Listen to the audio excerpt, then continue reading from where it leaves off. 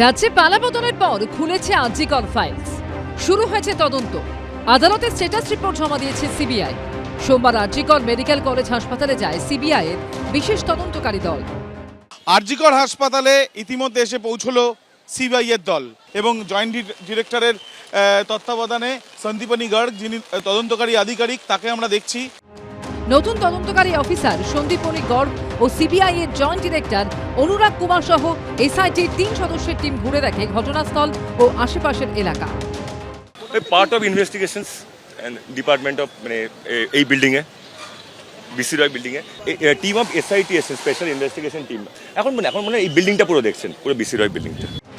এই নিয়ে রাজনৈতিক চাপানোতর চলছে সমান তালে। তিনটে কোর্ট, মহামান্য আদালত, trial court, high court, supreme court, তিনটে গুরুত্বপূর্ণ কোর্ট এই গোটা বিষয়টা মনিটর করেছে, দেখেছেন, খতিয়ে দেখেছেন, শুনানি হয়েছে। কোথাও তো কেউ আপত্তির কথা বলেননি। তাহলে সিবিআইও তদন্ত করেছে, আবার পুলিশ তদন্ত করবে। সিবিআইও বিজেপির, পুলিশও বিজেপির, অর্থাৎ ওনাদের যে ন্যারেটিভ, যেন তেন প্রকারে সেই ন্যারেটিভটাকে প্রতিষ্ঠা করতে হবে। 2024 সালের 9ই আগস্ট আরজিকর মেডিকেলের ঘটনা গোটা দেশকে নাড়িয়ে দেয়। হাসপাতালের এমার্জেন্সি বিল্ডিংয়ে ধর্ষণ ও খুন করা হয় তরুণী চিকিৎসককে। এই ঘটনায় সিভিক ভলান্টিয়ার সঞ্জয় রায়কে দোষী সাব্যস্ত করে আমৃত্যু কারাদণ্ডের নির্দেশ দিয়েছে আদালত। তারপরেও নিহত চিকিৎসকের মা বাবার দাবি, তারা বহু প্রশ্নের উত্তর পাননি। বিধানসভা ভোটে বিজেপির প্রার্থী হিসেবে জিতে বিধায়ক হয়েছেন নিহত চিকিৎসকের মা। রাজ্যে বিজেপি সরকার আসার পর খুলেছে আরজিকর কাণ্ডের ফাইল। 3 আইপিএস অফিসারকে সাসপেন্ড করা হয়েছে। তার কথায় যারা ঘুষ দিতে গেছিলেন 3 আইপিএস সাসপেন্ড হয়েছে। অপেক্ষা করুন, বিনীত গোয়েল, ইন্দিরা মুখার্জি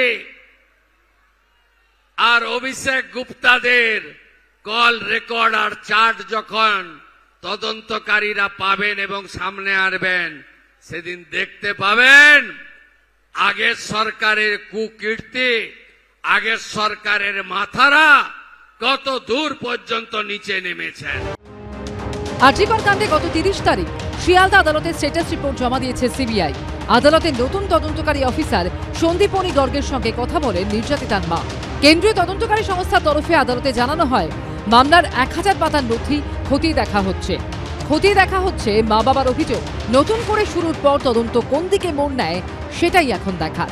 আবির দত্তর রিপোর্ট, এবিপি আনন্দ, কলকাতা। এবিপি আনন্দ, এগিয়ে থাকে, এগিয়ে রাখে।